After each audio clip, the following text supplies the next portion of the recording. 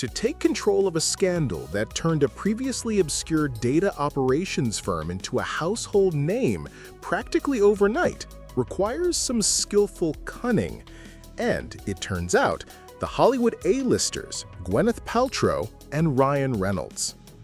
On Friday, Astronomer, the technology company whose married chief executive was caught on video at a Coldplay concert canoodling with a human resources executive at the firm who was not his wife, capitalized on the heightened attention when it released a video response featuring Miss Paltrow as a temporary spokesperson.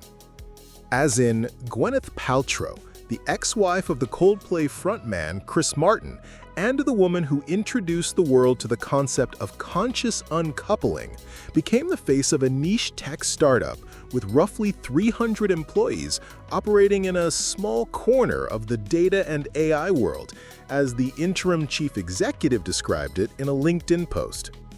Astronomer has gotten a lot of questions over the last few days, and they wanted me to answer the most common ones, Ms. Paltrow says directly to camera in a video posted on Astronomer's social channels. The first question then appears on screen. OMG, what the actual F? Yes, she responds, a hint of knowing and exasperation in her voice.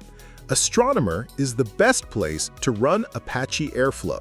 She adds, we've been thrilled so many people have a newfound interest in data workflow automation.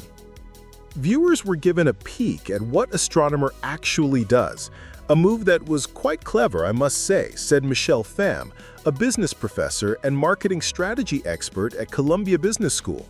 For companies that abruptly find themselves embroiled in scandal, he explained, using humor to capitalize on the spotlight requires a deft touch. It's little surprise that the tongue-in-cheek ad has since ricocheted across the internet. On Instagram, the video has so far received over 64,000 likes. For context, Astronomer's previous post about a recent data conference in Berlin had received 135 likes as of Monday afternoon. On YouTube, the ad has been viewed more than 500,000 times. The video was produced by Mr. Reynolds' production company, Maximum Effort, the company confirmed in an email statement. But it's unclear who reached out to whom or when exactly the company was hired. Neither Astronomer nor representatives from Ms. Paltrow responded to requests for comment. Mr. Reynolds founded Maximum Effort in 2018 and has since cultivated a reputation for creating snarky advertising and viral content that the actor calls fastvertising.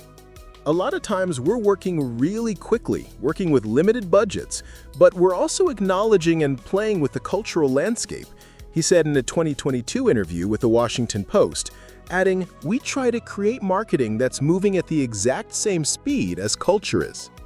When companies face negative scandals that are related to their core product, like a mechanical failure in a car, for instance, there is little space for humor, Professor Pham said. But in this case, this was about an affair, and most people, I think, understand that affairs happen and that it doesn't necessarily compromise what this brand does. That gave the company leeway to play along with the conversation. Professor Pham pointed to an example in Britain, where in 2018, the fast food chain KFC had no chickens to serve its customers because of supply chain disruptions and was forced to close hundreds of outlets across the country.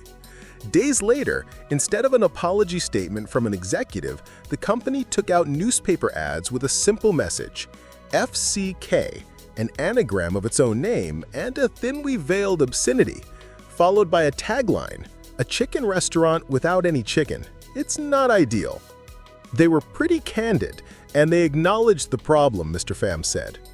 Another example of a brand turning infamy into a positive came in 2019, in a move again orchestrated by Maximum Effort, when the exercise equipment manufacturer Peloton released a holiday ad showing a man giving his wife a bike. The 30-second spot was swiftly criticized for being sexist and dystopian.